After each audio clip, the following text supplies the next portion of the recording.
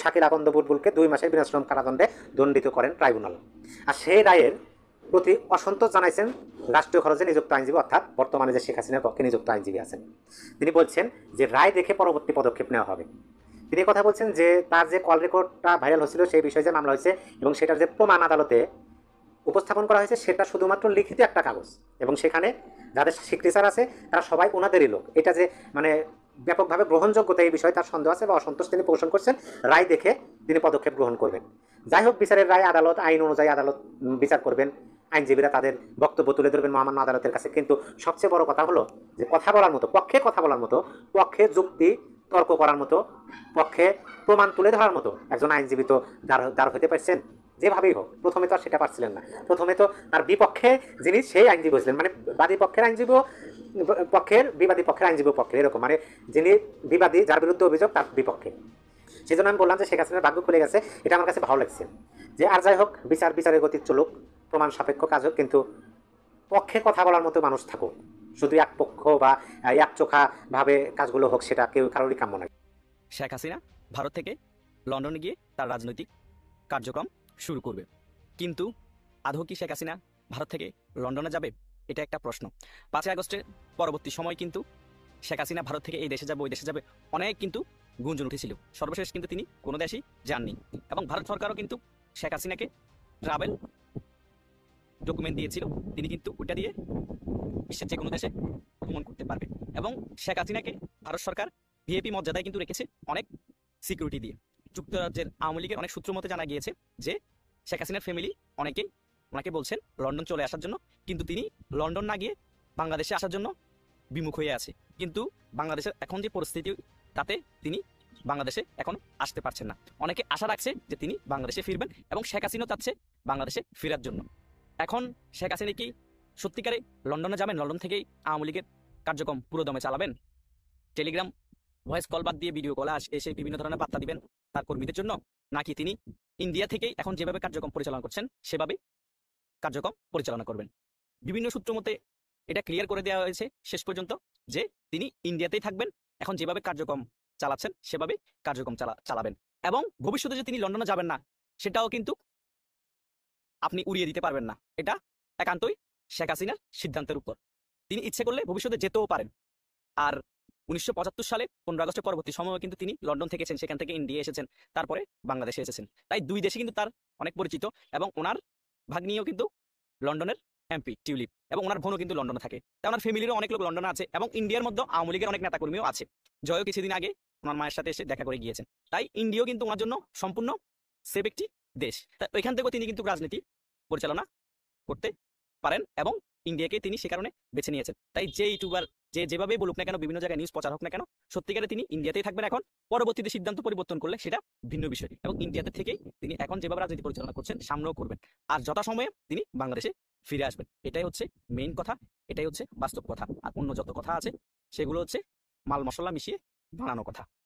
দর্শক, মালয়েশিয়ায় জঙ্গিবাদী কার্যক্রমের সঙ্গে যে 36 বাংলাদেশিকে আটকের খবর আমরা জানি, তার পরিপ্রেক্ষিতে আমাদের স্বরাষ্ট্র উপদেষ্টা লেফটেন্যান্ট জেনারেল অবসরপ্রাপ্ত জাহাঙ্গীর আলম চৌধুরী তিনি যে মন্তব্যটি করেছেন আপনারা নিশ্চয়ই শুনেছেন, যে দেশে কোনো জঙ্গিবাদ নেই, বাংলাদেশের মানুষের সহায়তায় এখানে জঙ্গিবাদ নির্মূল করা হয়েছে।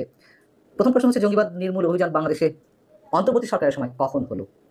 দ্বিতীয় কথা হচ্ছে যে হয় তিনি জেনে শুনে এটি অস্বীকার করছেন সরকারকে সেভ করার জন্য, অথবা জঙ্গিবাদী কার্যক্রমের সঙ্গে যারা জড়িত তাদেরকে সেভ করার চেষ্টা করছেন।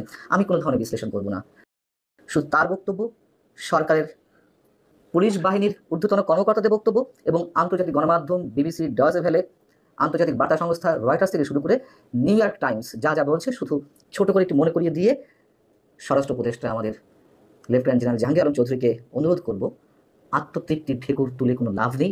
দয়া করে বাস্তবতা বুঝুন, স্বীকার করুন না করুন, অন্তত জঙ্গিবাদের বিরুদ্ধে অভিযানটি শুরু করুন। আমরা জানি যে মালয়েশিয়ায় যে আন্তর্জাতিক জঙ্গি সংগঠন ইসলামিক স্টেটের একটি নেটওয়ার্ক ভেঙে দেওয়ার দাবি জানিয়েছে মালয়েশিয়া সরকার, এবং তারা কিভাবে ফান্ড ক্রিয়েট করছিল, এই ফান্ড বাংলাদেশে কিংবা অন্য কোনো রাষ্ট্রে সিরিয়াতে পাঠানো হচ্ছিল কিনা সে বিষয়ে তারা তদন্ত করছে। এই বিষয়টিকে সামনে রেখে মালয়েশিয়ার পুলিশ প্রধান খালিদ ইসমাইল তিনি যে বক্তব্যটি দিয়েছেন গণমাধ্যমে, সেটি আন্তর্জাতিক বিভিন্ন গণমাধ্যমে উঠে এসেছে, স্থানীয় গণমাধ্যমে বলার সঙ্গে সঙ্গে তার বক্তব্য ছিল যে এই দলটি সিরিয়া এবং বাংলাদেশে আইএস কর্মকাণ্ড পরিচালনার জন্য তহবিল জোগাড় করত।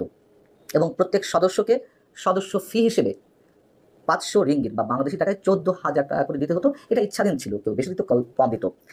মালয়েশিয়ার যে সংবাদ মাধ্যম দ্য স্টার সেটি বলছে যে গেরাকান মিলিটান্ট র্যাডিক্যাল বাংলাদেশ বা জিএমআরবি নামে হোয়াটসঅ্যাপ ও টেলিগ্রামে তারা তাদের কর্মকাণ্ড পরিচালনা করত। ডয়েচে ভেলে, আন্তর্জাতিক বার্তা সংস্থা ডয়েচে ভেলে বাংলাদেশে জঙ্গিবাদ নিয়ে একটি প্রতিবেদন প্রকাশ করেছে গত কয়েকদিন আগে হলি আর্টিজান হামলার 9 বছর পূর্তিতে।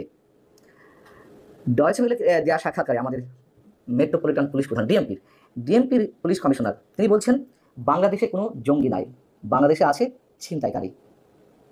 আমাদের কোনো মন্তব্য নেই। কোন ধরনের কত গুরুত্বপূর্ণ একটি সংবাদের সঙ্গে তিনি ছিনতাইকারী প্রসঙ্গ নিয়ে আসছেন, কতটা হেলাফেলা করা। তিনি বলছেন এখন ঠেকাতে হবে ছিনতাই, জঙ্গি থাকলে না হয় জঙ্গি নিয়ে ভাববো। কিন্তু একই দিন একটি অনুষ্ঠানে পুলিশের প্রধান আইজিপি বাহরুল সাহেব তিনি বললেন যে জঙ্গি নেই এ কথা বলা যাবে না, জামিনে মুক্তি যে জামিনে যে জঙ্গিদের মুক্তি মিলেছে সেই বিষয়টিও তিনি প্রসঙ্গ করে নিয়ে এসেছেন। এখানে বলা হচ্ছে বা তিনি বলছেন, বিগত সরকারের সময় গ্রেপ্তারকৃতদের অনেকেই জঙ্গি ছিল, আবার অনেককেই ট্যাগ দিয়ে জেলে আটকা রাখা হয়েছিল। নির্ভেজাল সত্য কথা এখানে বলতে হবে। আওয়ামী লীগের সময় যেমন জঙ্গিবাদ বিরোধী কার্যক্রম চালানো হয়েছে, একের পর এক জঙ্গিবাদী কার্যক্রমের সঙ্গে সম্পৃক্ততার অভিযোগে অনেককে আটক করা হয়েছে, জঙ্গিবাদী কার্যক্রম নির্মূল করা হয়েছিল, এটা যেমন সত্য, আবার অনেককে রাজনৈতিকভাবে রাজনৈতিক উদ্দেশ্য সাধনের জন্য অনেককে জঙ্গি ট্যাগ দেওয়া হয়েছিল, এটা সত্য কথা। ডয়েচে ভেলে পুলিশের সূত্র থেকে প্রাপ্ত তথ্য নিয়ে বলছে, গত 5 আগস্ট আওয়ামী লীগ সরকার পতনের পর সারা দেশ থেকে বিভিন্ন ধরনের 5,750টি আগ্নেয়াস্ত্র লুট হয়। এর মধ্যে 4,331টি আগ্নেয়াস্ত্র উদ্ধার করা হয়েছে, কিন্তু এখনো 1,419টি লুণ্ঠিত অস্ত্র উদ্ধার হয়নি। এটি পুলিশ সোর্সে বলা হচ্ছে, কিন্তু আমরা জানি এর বাইরে আরও অনেক অস্ত্র বিশেষ একটি গোষ্ঠীর হাতে রয়েছে। ডয়েচে ভেলে বলছে, লুট হওয়া 6,51,609টি বিভিন্ন ধরনের গোলাবারুদের মধ্যে 3,88,456টি গোলাবারুদ উদ্ধার হলেও 2,63,153টি গোলাবারুদ এখনো উদ্ধার হয়নি। শুধু গোলাবারুদ কেন, অভ্যুত্থানে যেই স্নাইপার রাইফেল ব্যবহার হয়েছে সেগুলোরও তো কোনোটি উদ্ধার করা হচ্ছে, যদিও ব্যাপক সংখ্যক এই ধরনের অস্ত্র যেগুলো সেনাবাহিনী ব্যবহার করার কথা সেগুলো অনেকের হাতে রয়েছে এখনো পর্যন্ত। কারা পরিদর্শক তিনি কি বলছেন ডয়েচে ভেলেকে? কারা পরিদর্শক brigadier general Syed Mohammad Motar Hossain Deutsche Welle quote করেছে ও সংবাদ সম্মেলনে তিনি বলছেন, জুলাই আগস্টে আন্দোলনের সময় দেশের বিভিন্ন কারাগার থেকে 2,200 বন্দী পালিয়ে গিয়েছিল। জঙ্গিবাদ কার্যক্রমের সঙ্গে যারা সম্পৃক্ত বা অভিযুক্ত তাদের সম্পর্কে এখানে বলা হচ্ছে। সেই বন্দীদের মধ্যে ফাঁসির দণ্ডপ্রাপ্ত আসামি ছাড়াও বিভিন্ন মেয়াদে সাজাপ্রাপ্ত অপরাধীরা ছিলেন। পালিয়ে যাওয়া বন্দীদের মধ্যে 1,500 জন ফিরে এসেছেন, তবে এখনও 700 জন পলাতক আছেন, যাদের মধ্যে 70 জন অতি ঝুঁকিপূর্ণ, যেমন জঙ্গি, ফাঁসির দণ্ডপ্রাপ্ত এবং শীর্ষ সন্ত্রাসী। কার কথা আমরা বিশ্বাস করব? আমাদের স্বরাষ্ট্র উপদেষ্টা এবং ডিএমপি কমিশনার, নাকি পুলিশের প্রধান এবং কারা পরিদর্শকের বক্তব্য? এবং কি ঘটেছে সেগুলো তো আমরা জানি।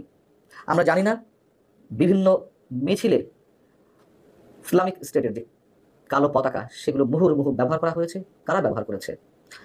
আন্তর্জাতিক বার্তা সংস্থা রয়টার্স তারা মালয়েশিয়া সরকারের বক্তব্য নিয়ে তারা যে কথাটি বলছে, আইএস এর এই নেটওয়ার্কটি সদস্য সংগ্রহের জন্য অন্য বাংলাদেশি শ্রমিকদের টার্গেট করতো, এই কাজে সোশ্যাল মিডিয়া ও অনলাইন মেসেজিং প্ল্যাটফর্ম ব্যবহার করতো।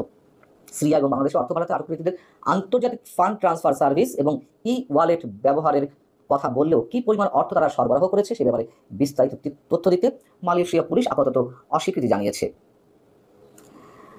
নিউ ইয়র্ক টাইমস আরও বেশ কয়েক মাস আগে যে রিপোর্টটি প্রকাশ করেছিল, অন্তর্বর্তী সরকার আসার পর বাংলাদেশে মৌলবাদ সাম্প্রদায়িকতাবাদী গোষ্ঠীর উত্থানের একটি উর্বর ক্ষেত্রে পরিণত হয়েছে। সব বাদ দিলাম, মালয়েশিয়া সরকারকে কি আওয়ামী লীগ কিনে নিয়েছে টাকা দিয়ে, যে অন্তর্বর্তী সরকারের বিরুদ্ধে কোনো একটা কনস্পিরেসি করানো হচ্ছে তাদেরকে দিয়ে? পুলিশের কমিশনার ডিএমপির অথবা আমাদের স্বরাষ্ট্র উপদেষ্টা কতটা সিলি কথাবার্তা বলেছেন সে ধরনের কোনো মন্তব্য করব না। তবে আন্তর্জাতিক গণমাধ্যম এবং মালয়েশিয়া সরকার যা বলছে, এইসব বক্তব্যের পরিপ্রেক্ষিতেও দায়িত্বশীল ব্যক্তিরা যে ধরনের মন্তব্য করছেন তা সত্যি সত্যি তারা নিজেদেরকে খেলো করছেন, বাংলাদেশকে ভয়ঙ্কর। দর্শক, সম্পূর্ণ ভিডিওটি দেখলেন, আশা করি বিষয়টি বুঝতে পেরেছেন। এ নিয়ে আপনার গুরুত্বপূর্ণ মন্তব্যটি অবশ্যই কমেন্ট বক্সে জানিয়ে দিবেন। ধন্যবাদ।